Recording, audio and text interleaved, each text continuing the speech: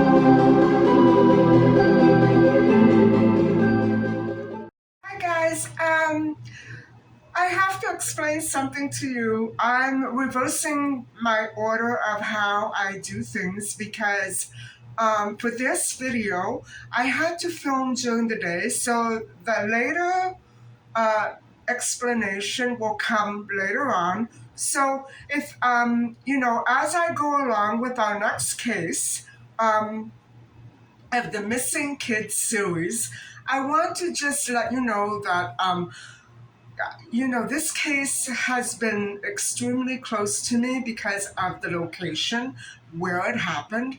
And yes, it's scary.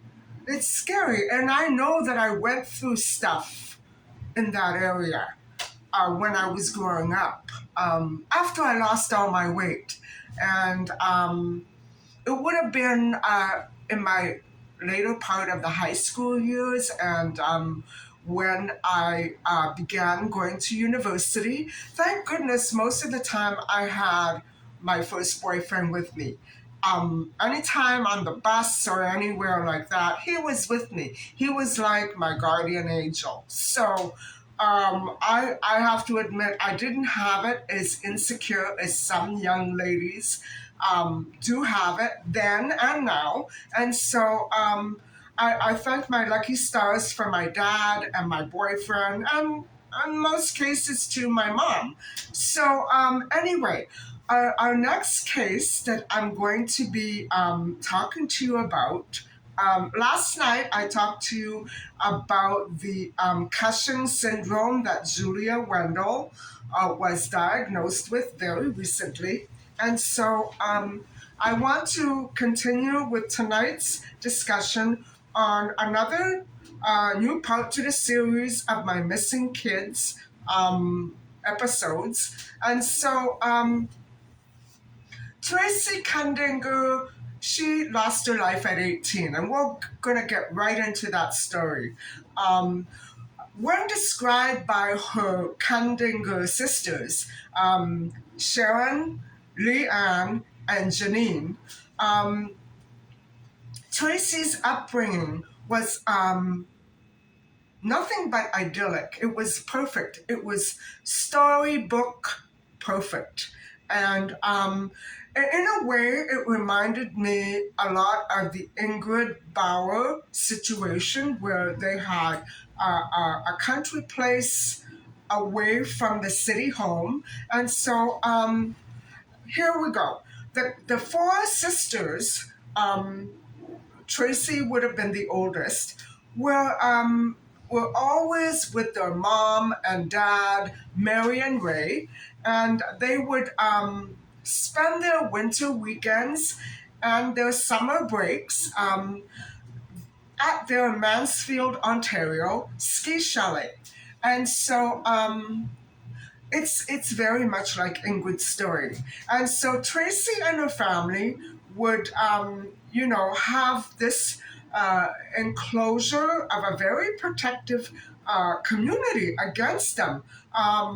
50 or more properties that were very overprotective of the Kundinger family.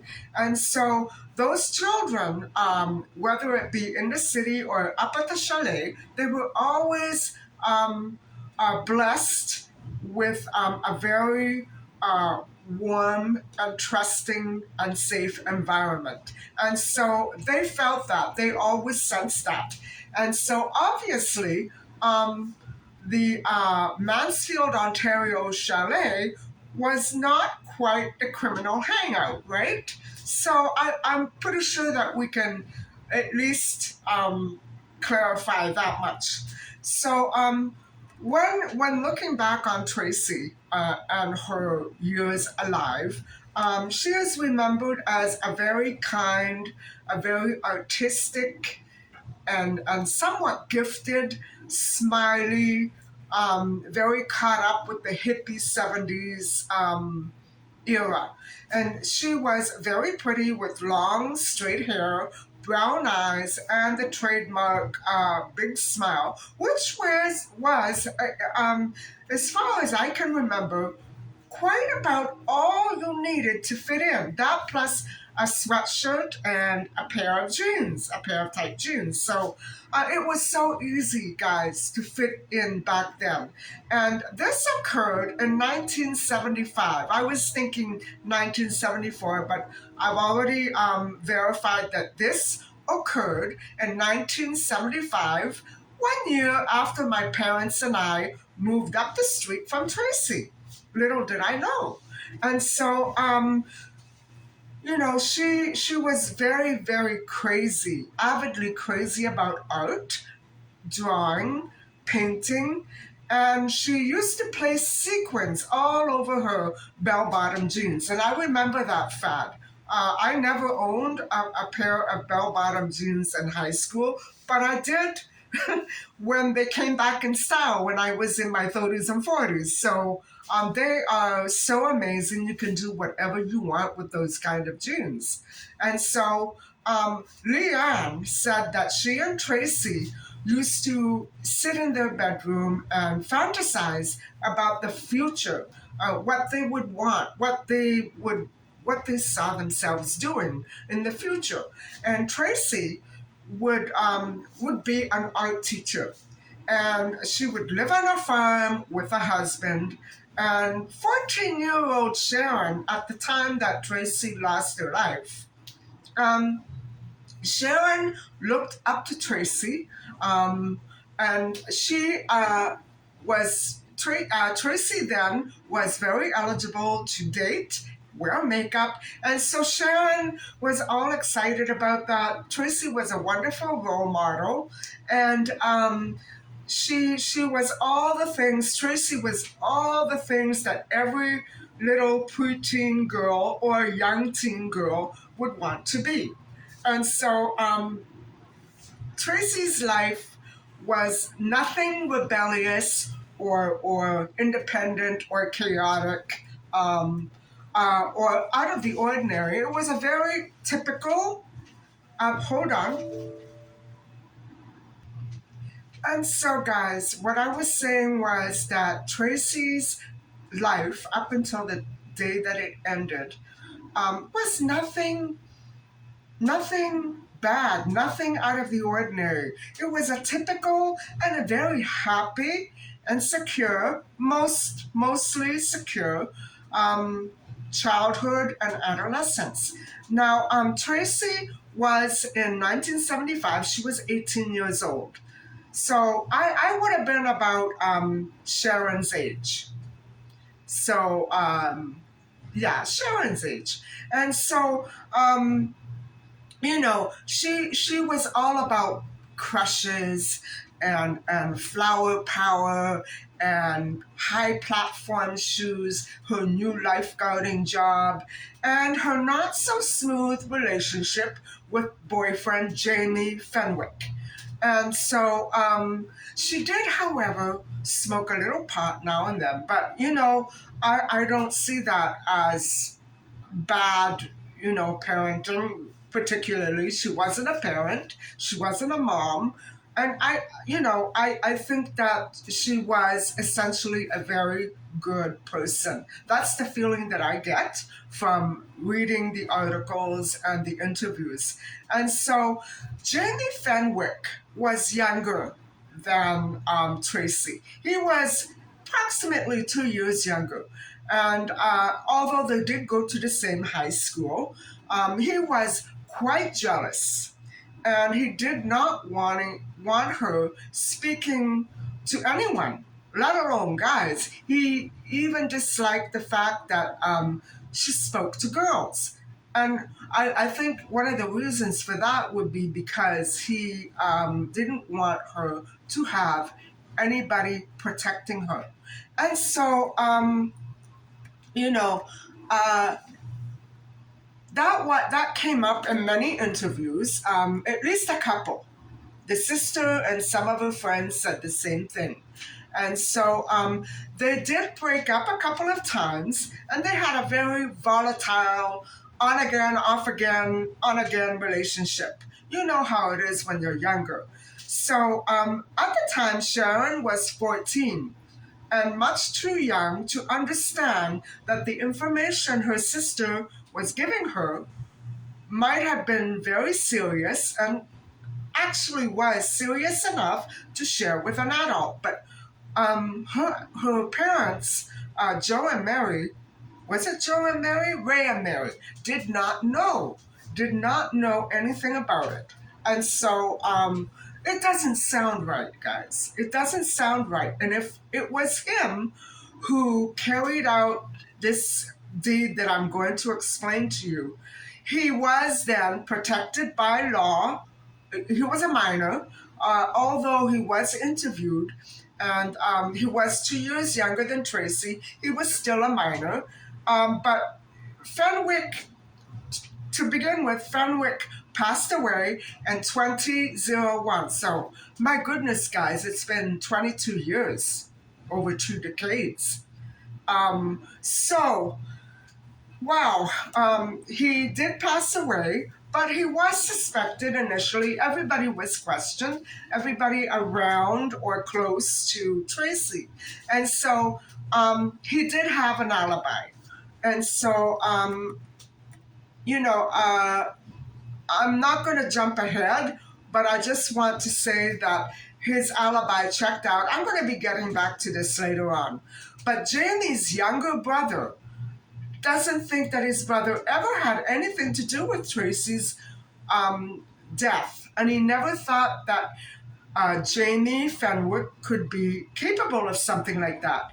As a matter of fact, his brother, Jamie's brother, offered to provide DNA to the investigators to clear his brother's name and relieve some of the ongoing pain and lack of closure felt by the Kundinger family. But in this case, I'm not sure that DNA would have helped, and I'm going to be going on into that in just a few minutes. So, the Kundinger family, however, isn't convinced, and so let's back up to Tracy and Jamie again. They made a very unlikely couple. They were opposites, and according to some people, Tracy was this voluptuous, beautiful, well-groomed, pretty girl, and Jamie was maybe like punky looking or well, I don't want to put him down. He wasn't as well groomed. He was chain smoking. He was a silent, melancholy type, complete opposite to Tracy. He had shoulder length hair, and in those days, everybody had shoulder length hair. He had a mustache, and Tracy and Jamie were an idiom. He was cute. He had a mustache. He wore tight jeans, a tight shirt, and that's all you needed to fit in, right? And so, but he was so introverted.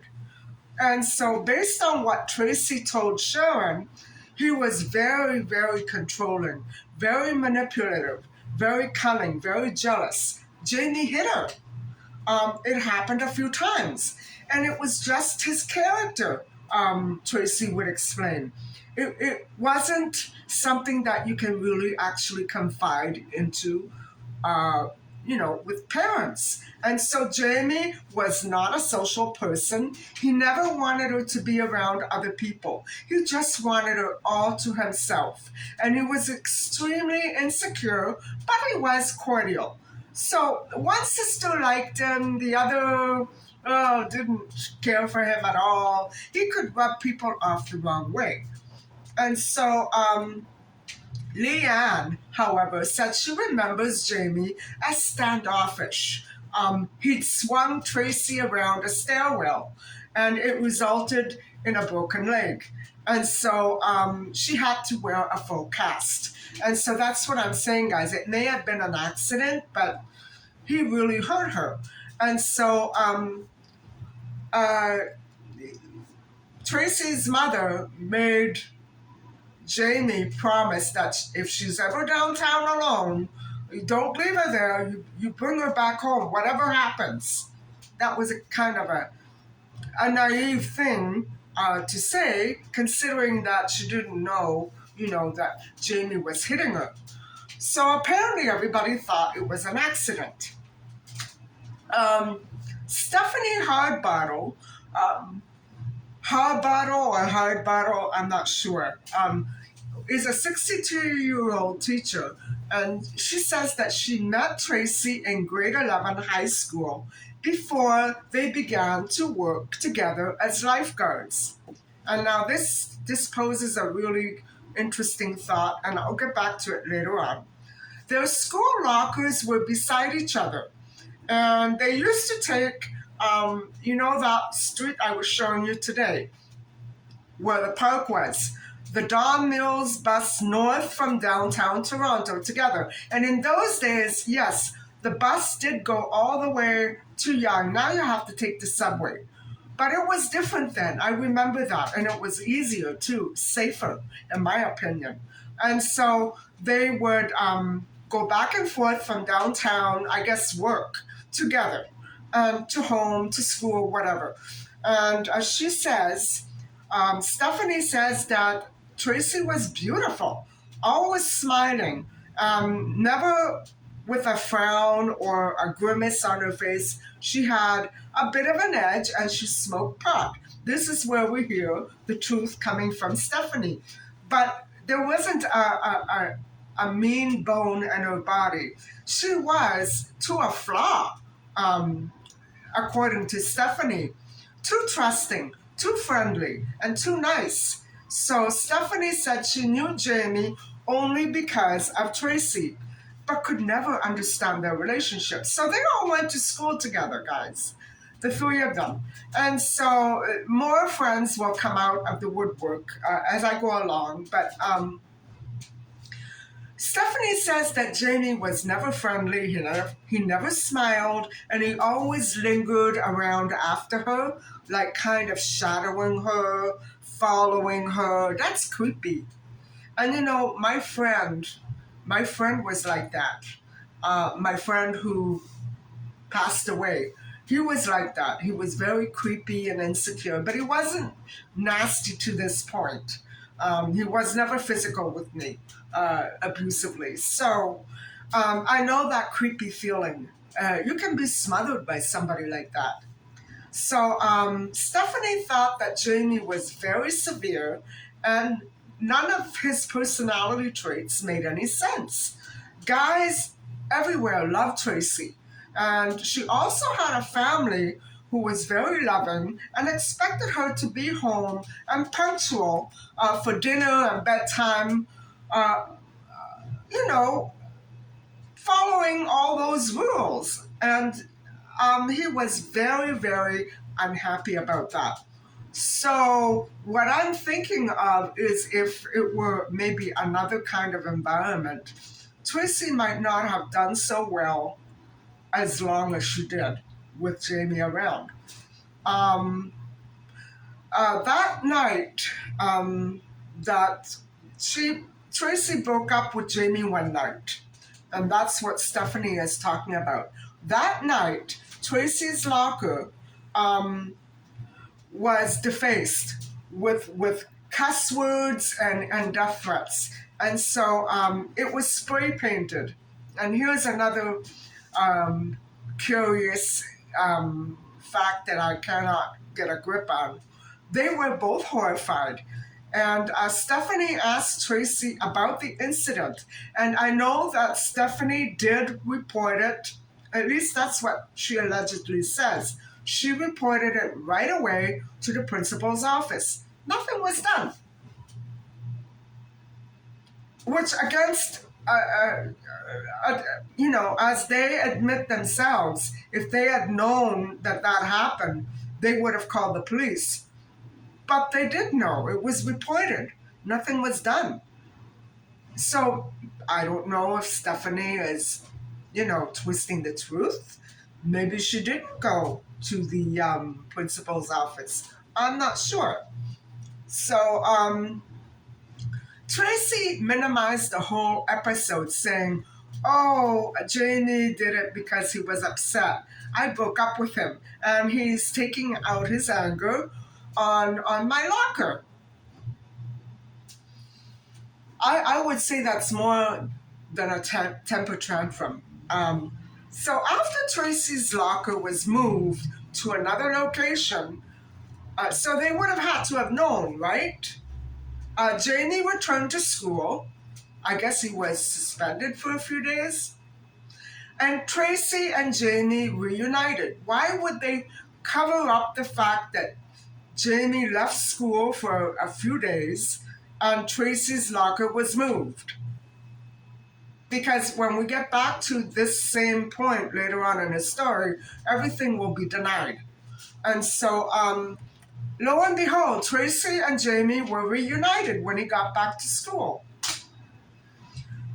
So when Stephanie confronted Tracy, Tracy said, "Well, Jamie's going through bad times, and can you please just butt out, butt out?" Okay.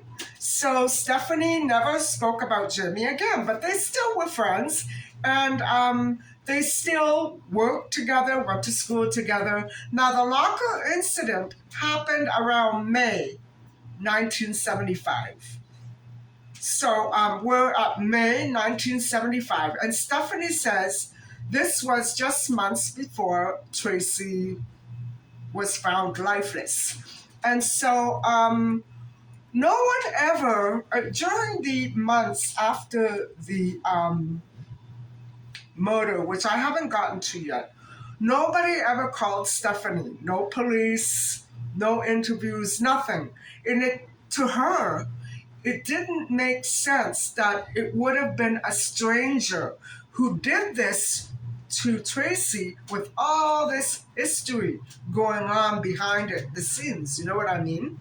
And I agree with that. And so Stephanie wonders if the police even ever knew about the locker incident at the time of the original initial investigation.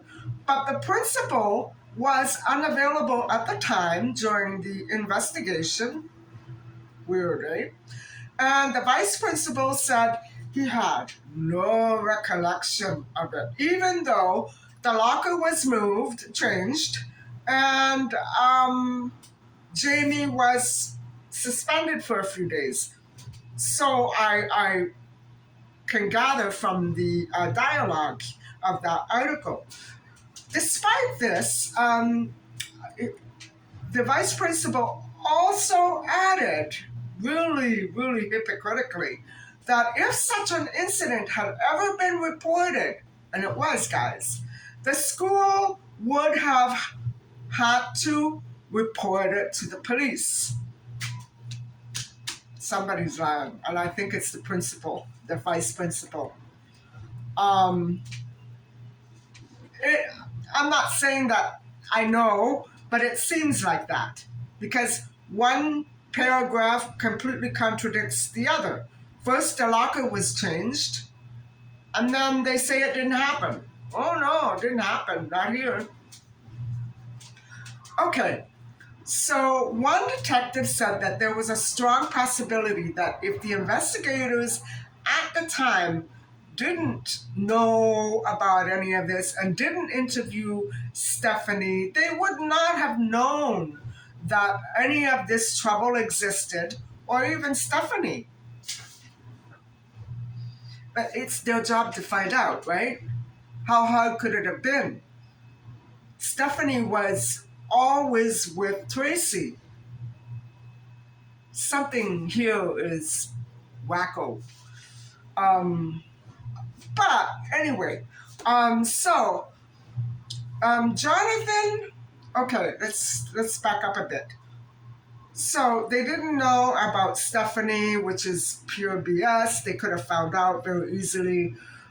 Stephanie was not the only classmate to speak up on this case, which saw poor Tracy lifeless. And so Jonathan Hartman says that he remembers Tracy breaking up with Jamie and dating another student named Laird. Laird was a very handsome boy, well spoken, from a very classy neighborhood, pretty much like Tracy's. And it made the dating made more sense to everybody because Jamie was younger and he wasn't of the same type of person. You know, he was a rebellious kid, I'm pretty sure. And even though he was quiet, he wasn't in the same league as Tracy. And so Laird and Tracy were a more logical couple. So Jonathan Hartman said that when he met Jamie on a bus,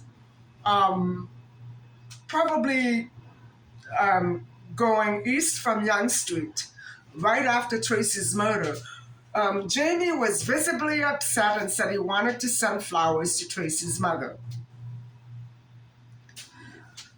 Okay, so Laird was also interviewed by police on August the 22nd, 2 days after the murder, and on two other occasions after that. And so Frank, Jamie's brother, said he does not recall the alibi. And I'm going to give it to you in a minute. He does not recall Jamie ever having had such an alibi, and he doesn't ever recall taking any phone calls from Tracy that day, which is what Jamie would later, what I will later explain to you about Jamie.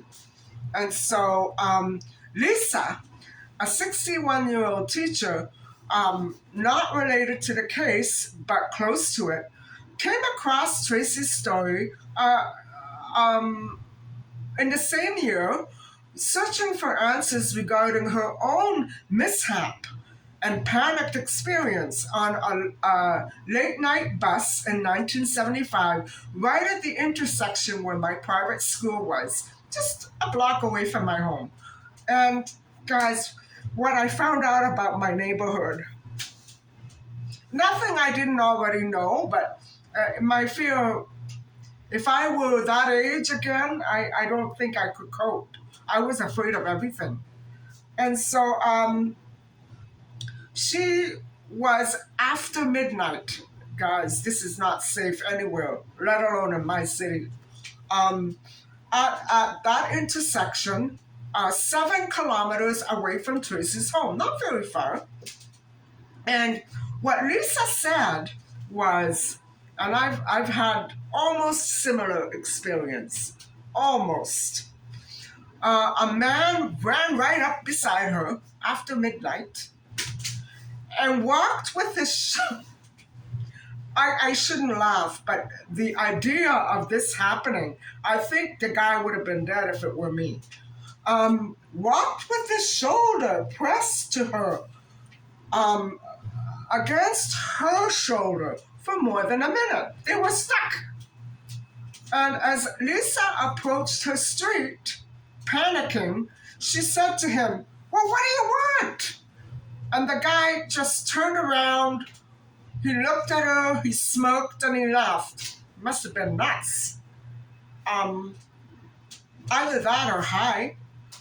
And so after going to the police with this information in 2014,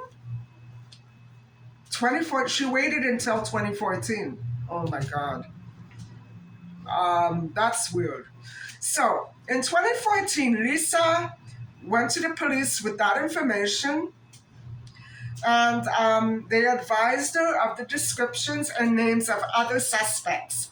And one of them just happened to be Jamie himself. That one that sounded like him, indeed, she came to find out was Jamie. And so police didn't have a photo of Jamie. So Lisa attended local high schools to find his picture in yearbooks. And so when she saw his picture, she said, "Oh my God, it was him." And there was several indications to her that it was him. It reminded me of Mick Jagger. Poor Mick Jagger. He doesn't deserve that. A smirky, cocky look. And do you think he looks smirky? Maybe Jamie looks smirky. I don't think Mick Jagger looks smirky. He had a little dimple in the chin and shoulder length brown hair, like everybody else did in those days. And so Jamie's brother, named as Frank, said he was going into grade 10 when Tracy was murdered. So he would have been my age, guys. He would have been my age. And so maybe a little older. But he said he barely knew Tracy. How is that? How is it that your brother is so insanely jealous of a girl, he doesn't want to break up with her and hits her, but you don't know anything about her? Maybe it was Jamie that kept it well hidden. I don't know what to think. So Frank said he remembers police deciding at that time that Jamie would not have time to have gotten from point A to point B, given his alibi that he was working with his father. And his bicycle didn't seem to be having been used in years. It sat with a layer of dust in the garage. And so that was the extent of their investigation. Good work! So Frank added that prior to Jamie's death, Jamie had become a quite heavy drinker and died from cancer of the liver, cirrhosis of the liver. And so he never married and didn't have children. A detective said that although the standard procedures of the day saw Jamie's alibi accepted and the teen cleared, today police would require more definitive proof. I should definitely hope so. Like video evidence proving an alibi or a polygraph. Despite this, he did not test Frank for DNA, even though he offered his DNA for his brother, um, because there was no evidence there at the scene to use against it. So, in a way, I kind of doubt Lisa's story about him brushing up. I don't know, because I don't know. It doesn't seem like it could be the same person that did it to Tracy. Um, and I will get to that maybe tomorrow. Um, anyway, there was no evidence at the murder scene other than something that was used to strangle Tracy. There was nothing in her body. She wasn't defiled. She wasn't mutilated. She was just strangled. But we're going to get to that. So, they didn't have anything to hold him on. So, the detective said that he couldn't speak about the quality of the DNA, and it was actually under Tracy's fingernails, according to the family, and nowhere else. So I don't know. Um, Now the detective did say that Jamie back then consented to a polygraph. However, it's not known what the results were, if he did actually in fact end up taking one, and it really doesn't take much to see that there is so much more to this story than is ever being, actually outright in the open. You know what I'm saying? It's there's layers and layers of other stuff that's too deep. We don't know. We weren't there. Um, so, on August the 20th, 1975, at 10 p.m.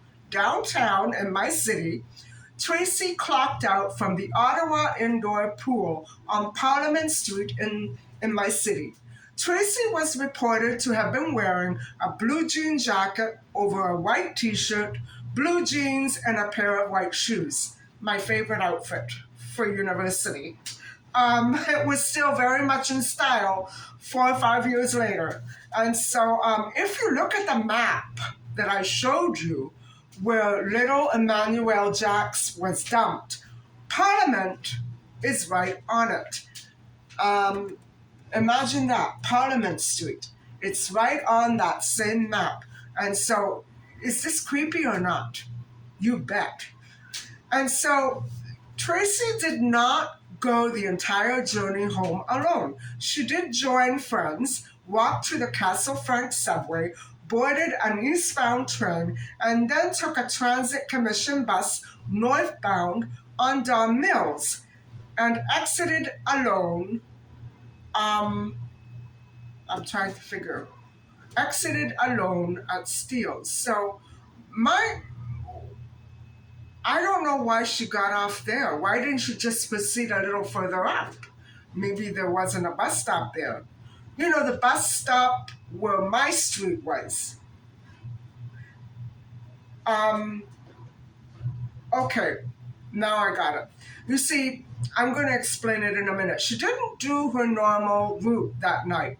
because her motor scooter wasn't around. So I'll get to that in a minute. You're going to have to refer to the clips that I show you. And so uh, in these clips, I did mention that there were two ways she could have accessed that intersection. And it is either by one street or the other that was right by my house.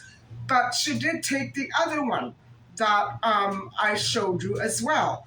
And it was that street, that big main intersection that we hit just before we went into the park. It's all in the clip, guys. So she did take that other major street. And so whatever street that she did manage to take that night, it was still a long walk for a young lady at that time of night. Now, the only other passenger on the bus, that bus, was a young man, 22, 24 years old, 175 to 180 pounds, with sandy collar length hair, wavy hair, in a white denim jacket and jeans, who exited at the very same stop. And now, guys, he was described by a witness, maybe even the bus driver, who was seen walking in the same direction as Tracy. And so they would have been walking towards that park, naturally.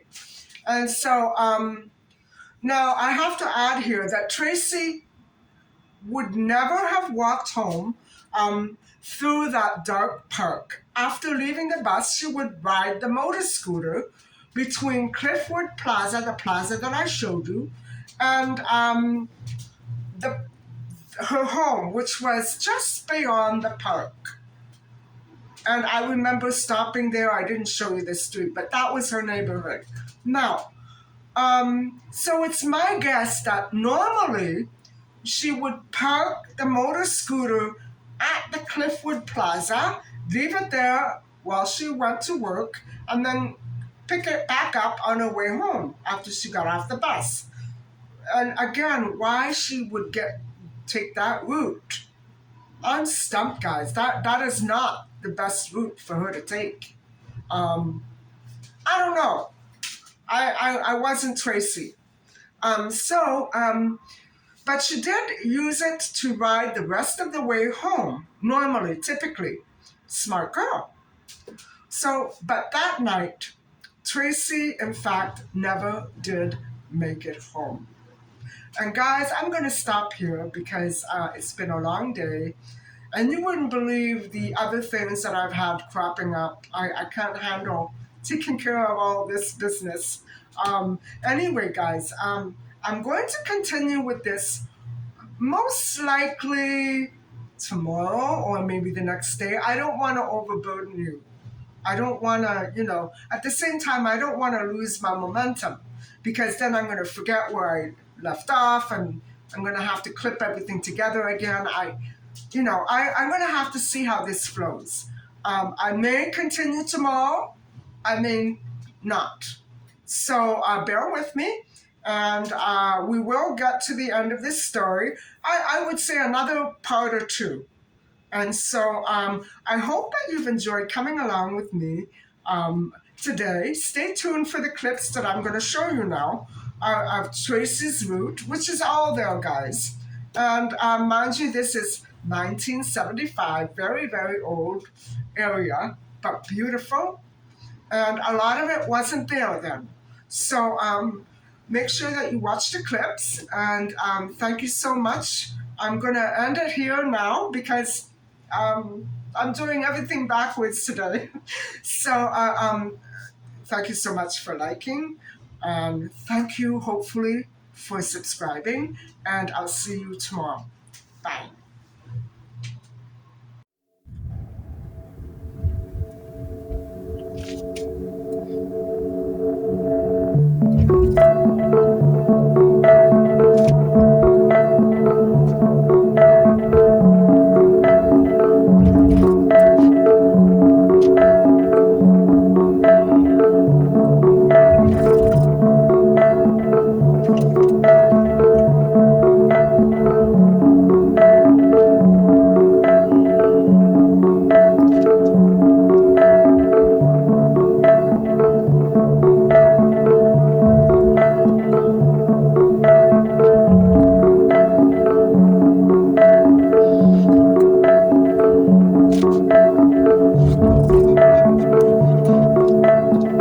Hi,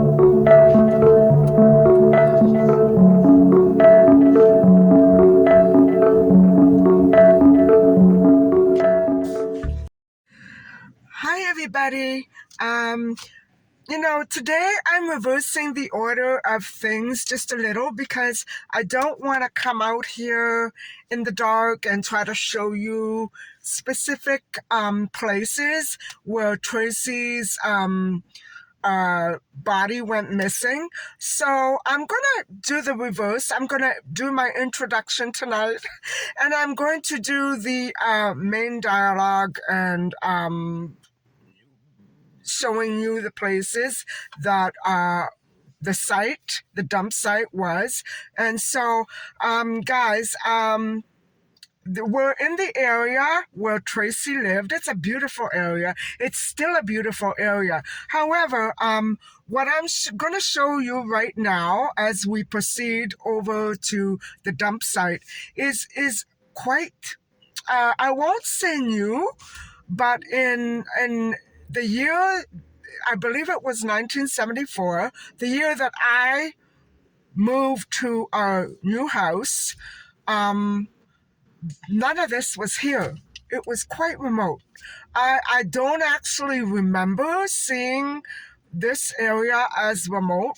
I quite frankly, I wouldn't have remembered anyway, because it was all a brand new and very strange area to me in back then, because I was 13 when I moved here. So I was younger than Tracy, and I just found out about this case maybe a week ago, 2 weeks ago, and I've been, saving it and researching it. We just did the Emmanuel Jack's case, so I wanted to let some time pass because this is very close to my heart in different ways than Emmanuel Jack's would have been, because it was, guys, if you remember the video of yesterday or the day before, I'm not sure when this is going to be uploaded, I showed you my old neighborhood. I showed you my old house again, and yes, this is virtually up the street. And so it's spooky in that way, but I have had so many problems at this one particular dump site that I never knew was a dump site.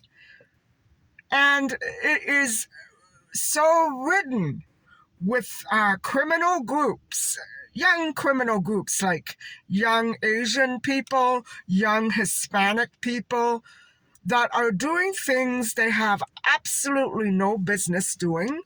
And it's probably, there's a lot of dealing going on, and unfortunately it's very packed with schools, elementary schools, secondary schools, and that's the sad part. So these criminal groups have overtaken the area, maybe not so much in my block and my neighborhood, but quite surrounding it. So really, there's no difference. You can't get away from it. So every time I try to set foot out of my car and go for a little stroll, right here, I can't do it. I cannot do it. So I am not completely 100% surprised that they would have found back then in 1974 a lifeless body of a young woman. Anyway, let's head over there.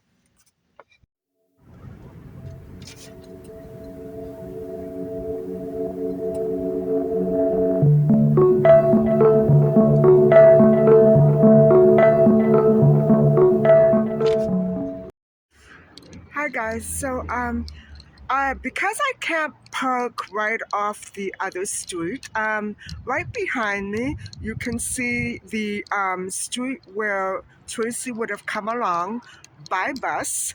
And in those days there were only two bus lines, the young line and the blue line. from where she was coming from. That would have been the only way to access her neighborhood out here. And so, hold on. And so, some article quoted it as being just a very short, brief subway ride or bus ride, but she couldn't have taken the subway all the way out here, is what I'm trying to say. So if you can see that street behind me, she would have been let off there, and she took the same route that I did, and my boyfriend and I did for 5 years. She took the same route, which means that you get off at the Finch subway and then you take a certain bus up here. And that would have been at least a half hour. And so what I'm saying is it wasn't short. She may have been tracked, and it is kind of a creepy area in some ways. It's beautiful, but there are a lot of creepy people out here. And so I'm going to keep on tracking the route, so bear with me. Hold on.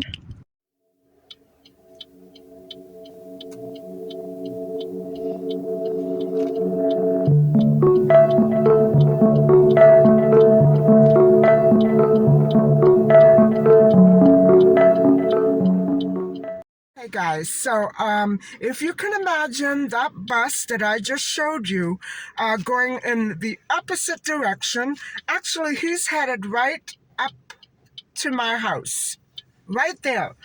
And if you can imagine the bus coming along in the opposite direction, the bus would have let her off at the next intersection, and then she would have walked up to, those days when you have your mouth full of hair?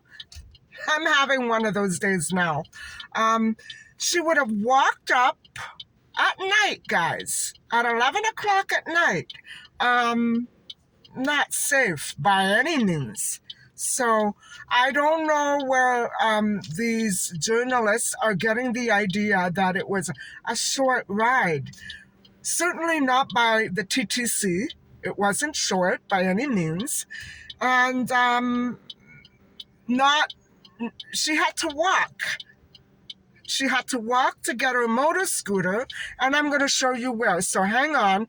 I'm going to be driving right up to the intersection and past it, and then heading up along the road again. And I'm going to be giving you highlights. So, all in all, I think I'm going to try to time it out by car.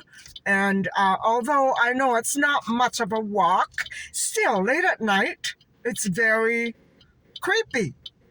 After dark, you don't really want to be walking a distance. It's okay maybe to take the TTC, but then if you have to walk a certain amount, it's not viable. And in those days, the area here, it was beautiful and very well developed, but a little more remote than it is now, is what I'm trying to say. So hold on, and I'm going to guide you up the street and show you what her route would have exactly been.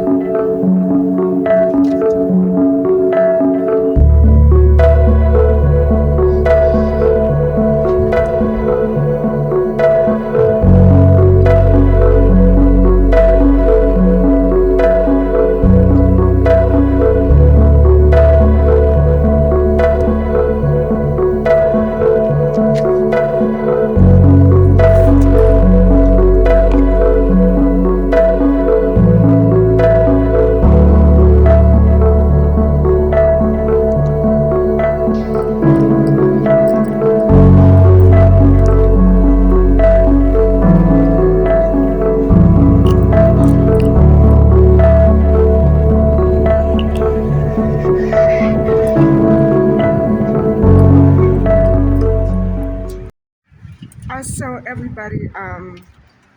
This little strip mall has been here. My God, it must be ancient. Um, I used to take my cat and dog to the same veterinarian. Oh, years. They, since the year we moved up here, and it's still here. So this is where Tracy would have stopped off and picked up her scooter. Now, what I showed you was quite a walk. Now, even mind you, even if she had taken the other bus and gotten off at the next intersection up, there are different ways you can come here. It would have been equally as long a walk. So, what I'm saying is the media downplayed this for some reason. They downplayed it. Imagine the difficulty that Manuel Jax had just going around the corner from his house, and they found him around the corner from his house up on a rooftop. So, you know what I'm saying? And his case got so much um, media attention in the right direction. So this is where she would have picked up her scooter and continued on her journey home. This is what the newspapers explained. And so we're going to continue along her route, and I'll show you where the dump site was, very close to here. Hold on.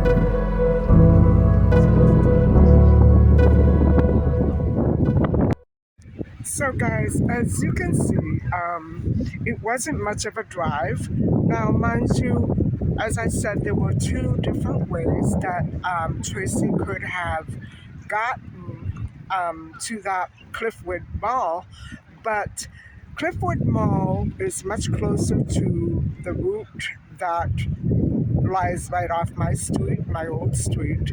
And so it wouldn't have made sense for her to come off another street and then walk all the way up and then walk.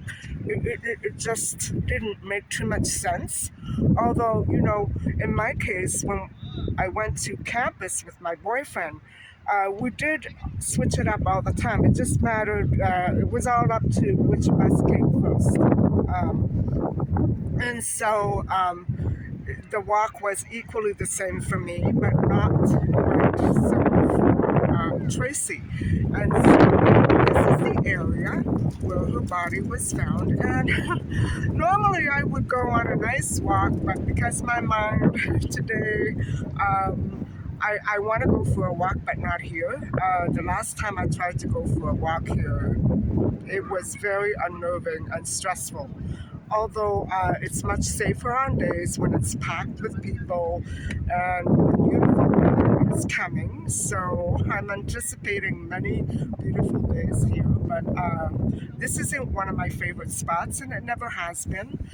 Maybe because it's so um, creepy, filled with creepy people out here. I don't know what it is.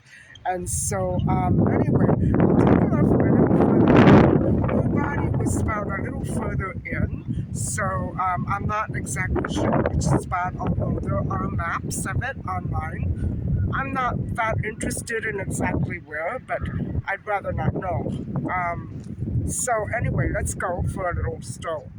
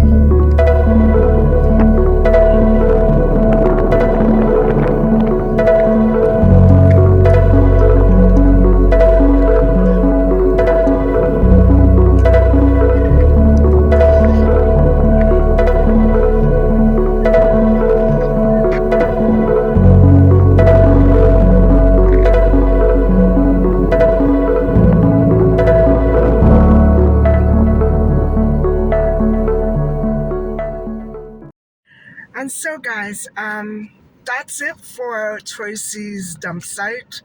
Um, there's a church right here. There's a school right here. It's I'm not sure if it was built, but still, the idea that this could possibly be a murder scene is absolutely horrendous. I'm still in shock. But Tracy was probably a very wholesome, um, you know, drug-free girl. She probably didn't smoke. She was a lifeguard.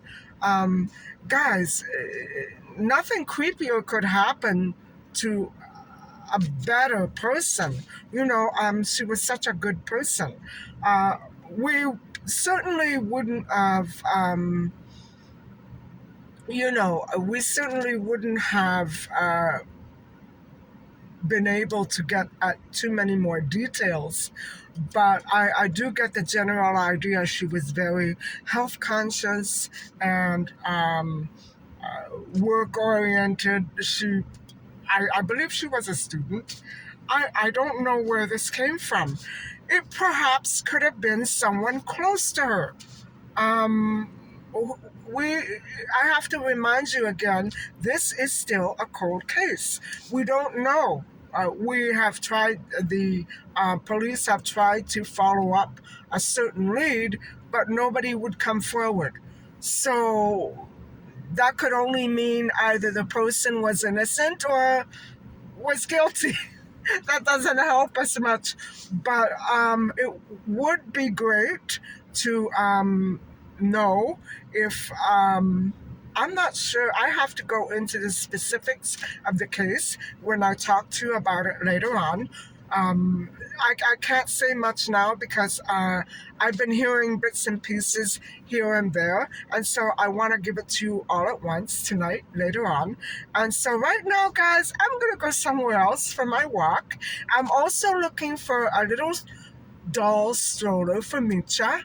I may have to tailor it, but I just want to go and have a quick look. But there's so much traffic now, I don't know if I want to risk that. Um, I don't know where to go for my walk. I could go east or I could go west. I'm not sure what to do.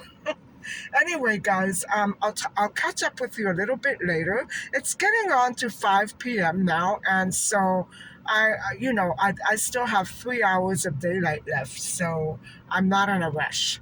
Anyway, I'll talk to you a little bit later. Bye bye.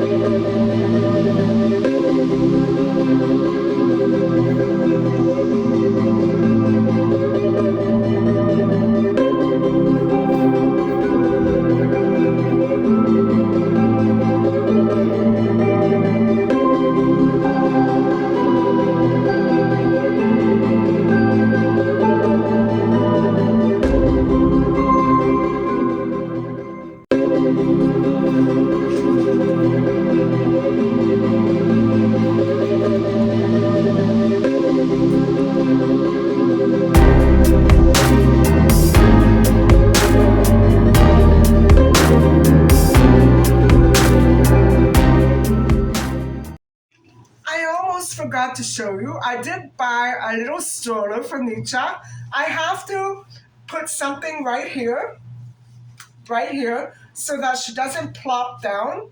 But I think it's cute for her, and I think she'll like it.